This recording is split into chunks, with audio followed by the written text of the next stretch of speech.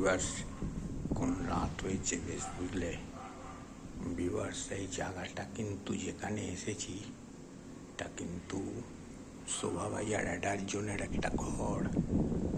Viewers, এইটা কিন্তু সেই বৌদির ঘর না, এটা হলো অন্য একজন বৌদি আছে যে একটু কালো মতো, তার ঘরে এসেছি। কেন 50 টাকা আধ ঘন্টা রুম ভাড়া নিয়েছি। এর চার্জ অনেক কম আছে, রেট কম বলে এ অনেক কিছুতে রাজি, বাট কিন্তু ভিডিওটা করতে দেয়নি। স্টিল ফটো অনেক নিয়েছি। হ্যাঁ, তো বৌদি আমার সামনে দাঁড়িয়ে আছে। বৌদি এখন কি পড়ে আছে বলবো না, নাইটি একটু আগে পড়েছিল, তাহলে বুঝতে পারছো তো এখন কি পড়ে আছে। তো বৌদিকে এখন কথা বলবো, বৌদি কথা বলবে না আগের বৌদি মতো। ও কিন্তু করবে কি, ইঙ্গিতে কথা নেবে, বলবে বৌদি তুমি একটু তোমার বগলটা সেভ করবে, ঠিক আছে, আমি দেখবো, ফটো নিতে হবে বৌদি। বগল বৌদি যেটা সেভ করছে সেটা, এইটা ফটো নিলে কিন্তু বৌদি এটা ফটো নেব। গুরু বৌদি রাজি হয়ে গেছে, কিন্তু ফটো ফটো নিলাম, 4-5টা ফটো নিলাম, কিন্তু এটা ইউটিউবে পোস্ট করা যাবে না। এটা কিন্তু তাহলে রেস্ট্রিকশান হয়ে যাবে। রেস্ট্রিকশান কি সেটা তোমাকে বৌদি বুঝিয়ে দেবো পরে, হ্যাঁ ঠিক আছে। তো যাই হোক, থ্যাংক ইউ।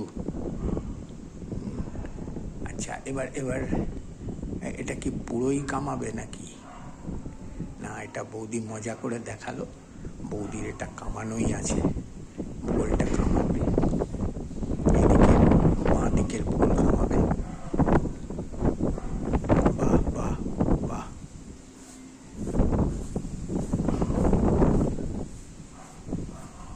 বাহ বাহ বাহ,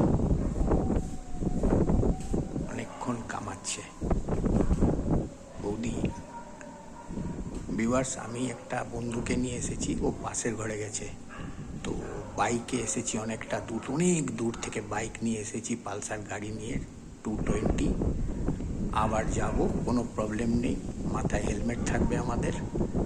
তো ও গেছে, পাশে গেছে, ঠিক আছে। তো এখন বৌদি কিন্তু কামিয়ে যাচ্ছে সুন্দর করে। তো চলো আমরা এবার চলে যাই খাটের দিকে, ঠিক আছে, চলো।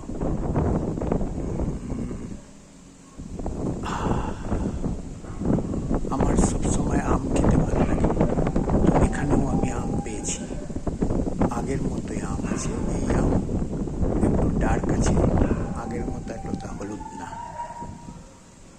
যা বুঝার বুঝে নাও। তো ভালো আম আছে ভিউয়ার্স, খুব ভালো আম আছে। আম খেতে গেলে চলে আসবা শোভাবাজার, ওখানে আম ভালো পাওয়া যায়, ঠিক আছে, অ্যাডভার্টাইজ করে দিলাম আমি। তো ভিউয়ার্স দেখো, এইখানে এই আম কিন্তু খুব ভালো আম, আমগুলো একটু শক্ত শক্ত না বৌদি? শক্ত শক্ত আছে না আম, কিন্তু আম খেতে খুব মিষ্টি আছে গো, খুব মিষ্টি আছে।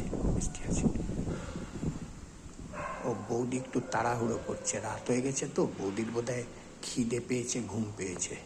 আমাদেরও রাত হয়ে গেছে, এখানে এসে না আমরা একটু হালকা করে খাচ্ছিলাম, বুঝতেই পারছো।